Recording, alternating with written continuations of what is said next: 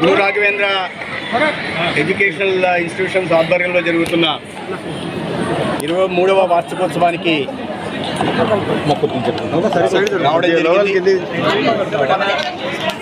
శ్రీ పెద్దిరెడ్డి దస్తగిరెడ్డి గారు 36 సంవత్సరాల క్రితం బ్యాంకింగ్ కోచింగ్ ప్రారంభించి 42,000 పైగా బ్యాంకింగ్ రంగంలో ప్రభుత్వ ఉద్యోగాల్ని రావడానికి దోహదపడి 8,000 మంది జీవితాలను మలిచి తర్వాత పిల్లలకి నాణ్యమైన విద్యను అందుబాటులో ఇవ్వడం కోసం ఇక్కడే ఒక మంచి విద్యా సంస్థను నెలకొల్పి కార్పొరేట్ స్థాయి విద్యను కూడా ఇక్కడ అందిస్తూ తన జన్మభూమి మీద ప్రేమను చాటుకుంటూ అనేక జీవితాలను ఇవాళ మలుస్తూ వారి జీవన ప్రమాణాలను పెంచుతున్నారు. ఒక వ్యక్తి ఇంత పెద్ద సామ్రాజ్యాన్ని నిర్మించి సమాజ నిర్మాణం కోసం దోహదపడడం అభినందనీయం.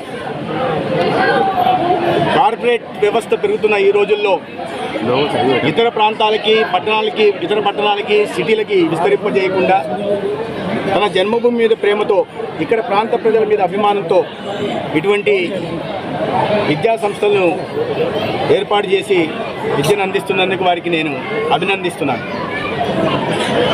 ముఖ్యంగా యువత విద్యార్థులు ఇవాళ మారుతున్న పరిస్థితులకు అనుగుణంగా వారి విద్యను అభ్యసించాల్సిన అవసరం ఉంది. కేంద్రంలోని నరేంద్ర మోడీ గారి నాయకత్వంలోని ప్రభుత్వం, రాష్ట్రంలో చంద్రబాబు నాయుడు గారి నాయకత్వంలోని ప్రభుత్వం, ఇవాళ విద్యాశాఖ మంత్రిగా లోకేష్ గారి నాయకత్వంలో అనేక విద్యా సంస్కరణలను రాష్ట్ర ప్రభుత్వం తెస్తూ ఉంది.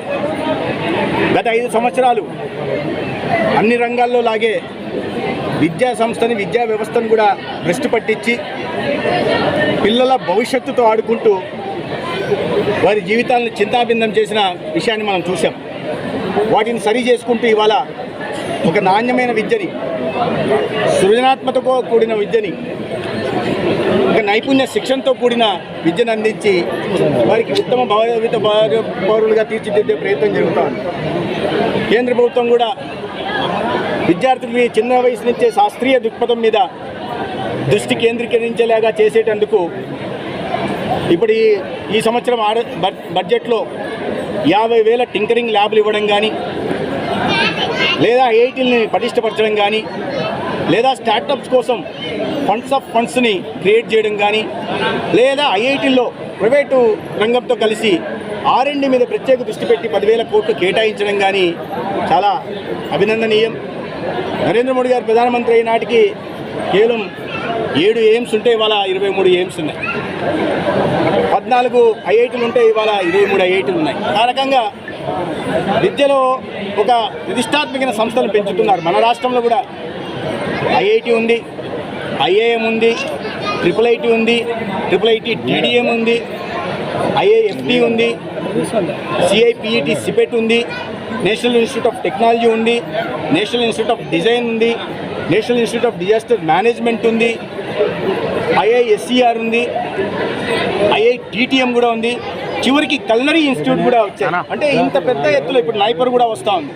ఇంత పెద్ద ఎత్తులో విద్యా సంస్థలు ఈ దేశంలో ఏ రాష్ట్రంలో కూడా లేవు. 10 సంవత్సరాల కాలంలో గతంలో 2014-19 మధ్య ఎన్డీఏ ప్రభుత్వం, తర్వాత ఇచ్చిన కేంద్రంలో రాష్ట్రంలో ఎన్డీఏ ప్రభుత్వాలు తీసుకొచ్చిన సంస్థలు ఇవి.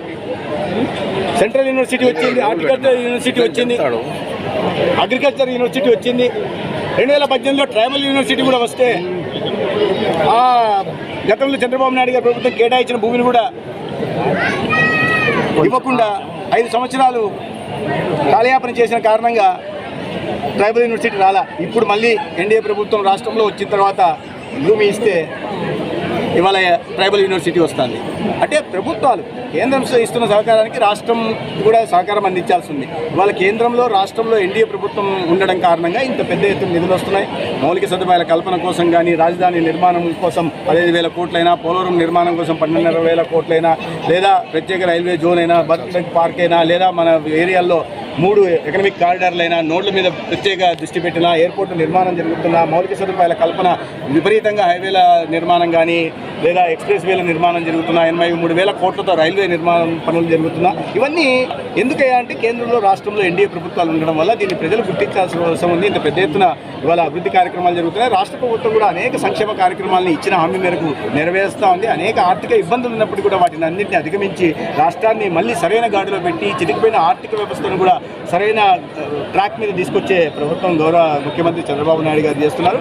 రాబోయే రోజుల్లో ఆంధ్రప్రదేశ్ స్వర్ణ ఆంధ్రప్రదేశ్గా అవతరించడం ఖచ్చితం. అదేవిధంగా ఈ వికసిత భారత్ ఏదైతే 2047 నాటికి మనం వికసిత భారత్ నిర్మాణాల ప్రపంచ అతిపెద్ద ఆర్థిక వ్యవస్థల్లో 1వ లేదా 2వ స్థానానికి వెళ్ళాలని కలగంటున్నామో ఆ కళను సాకారం చేసే దిశగా ఆంధ్రప్రదేశ్ అభివృద్ధి కూడా వికసిత భారత్లో భాగస్వామ్యం అవుతుందని, అటువంటి నేతృత్వం కేంద్రంలో రాష్ట్రంలో ఉందని నేను భావిస్తున్నాను.